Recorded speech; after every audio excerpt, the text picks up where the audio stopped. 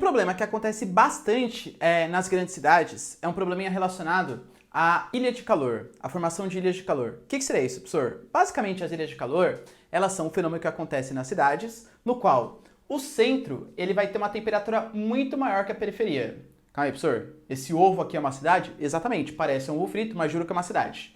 Se a gente pegar, por exemplo, um desenho esquemático aqui. O que existe na periferia das grandes cidades? Em geral, a periferia ela vai ter materiais mais arborizados, parques, universidades e por aí vai. Então a periferia cheio de arvorezinhas. Obviamente, vocês estão percebendo que isso aqui é uma arvorezinha esquemática, beleza?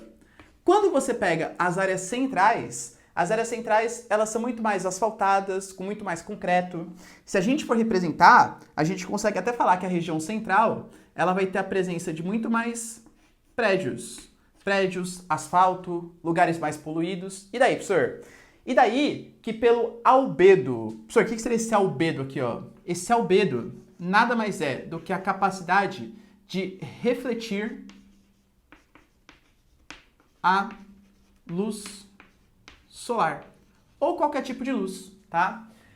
Esses materiais, o concreto, o asfalto, prédios espelhados, por exemplo, que existem, eles têm uma capacidade de reflexão muito diferente das áreas mais periféricas. Das áreas mais periféricas que são mais arborizadas. Eu vou dar o exemplo de São Paulo, porque é a cidade que eu moro, e eu tenho muito mais propriedade para falar, claro.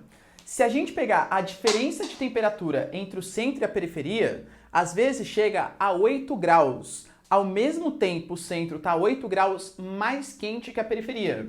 A média não são 8 graus, tá? A média é, enquanto a periferia está aí em torno dos seus 19 graus, nós temos o centro da cidade com uma temperatura de 25 graus anuais. Ou seja, uma diferença, um gradiente de temperatura de 6 graus. Por quê?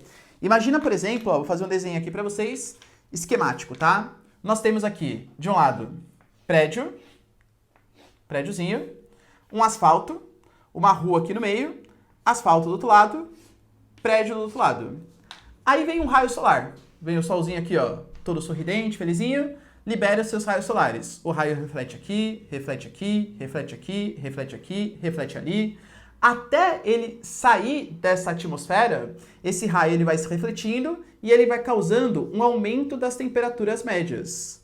O maior caso que existe, eu vou dar um exemplo para vocês, da Avenida Paulista. A Avenida Paulista é literalmente isso que eu desenhei para vocês. É uma ruazona, um asfalto gigantesco, um monte de concreto e prédio dos dois lados. Esses prédios, para agravar ainda mais a situação, são prédios espelhados, que refletem muito melhor a luz e, consequentemente, o calor. Isso vai gerar temperaturas extremamente elevadas, por conta desses materiais com maior capacidade de reflexão do calor, tá bom? Então, isso é um fator que acontece.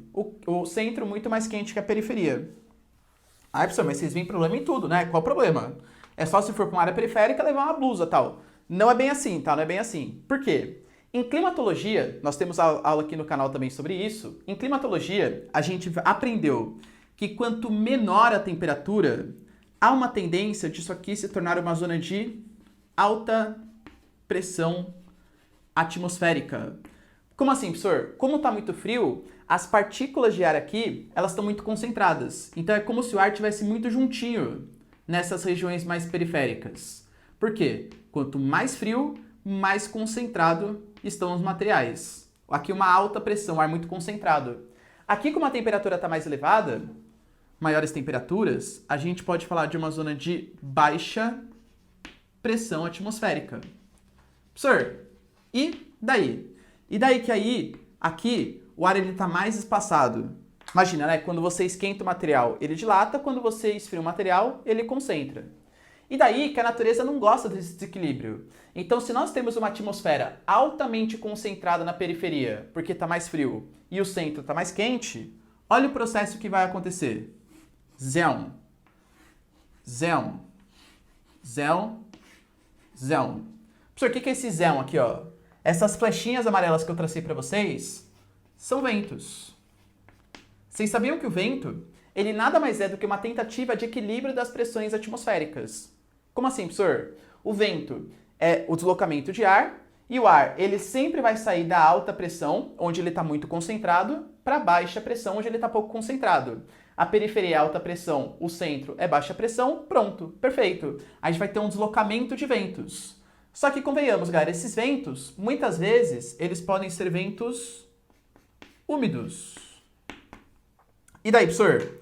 E daí que a gente vai fazer? Primeiro ponto, nas grandes metrópoles, os reservatórios em geral, eles estão nas áreas mais periféricas. As áreas periféricas, então, é onde tem que chover para encher os reservatórios, Cantareira, Billings, Guarapiranga, enfim, os sistemas de abastecimento das grandes metrópoles. Há uma tendência, então, de menos chuvas na periferia, que é o local, de maneira geral, onde precisa chover mais para encher os reservatórios, e mais chuvas trazida por esse monte de vento úmido que se concentra nessa área central, no centro da cidade. Nos centros urbanos. E daí, professor? E daí que os centros urbanos, lembra que eu falei para vocês, eles são mais asfaltados, concretados, eles têm menos espaço para esse escoamento de água. Os rios que por ali passam, muitas vezes estão retificados, eles estão canalizados, estão debaixo do solo, então não tem para onde essa água escoar. O que vai acontecer? Um dos principais problemas que a gente sabe, que a gente vai discutir aí dos problemas ambientais urbanos, há uma tendência de ocorrência de enchentes. As enchentes, elas são agravadas também porque chove muito mais na área central, já que as temperaturas são maiores. Olha que interessante. Até a questão da dengue também, porque há um estudo, né, publicado falando que os ventos, eles também servem como se fosse uma rota para os mosquitos. E como os ventos eles convergem de maneira geral para o centro da cidade, a região mais densamente povoada, isso até contribui para a proliferação de doenças como a dengue, por exemplo, nas regiões mais densamente povoadas, no centro de São Paulo, também pela questão das ilhas de calor. Então não é só ficar mais quentezinho no centro e friozinho na periferia. Traz uma série de problemas, principalmente a enchente nas regiões mais centrais. Beleza, galera? Deu para entender? Então, ó, tira um print aí.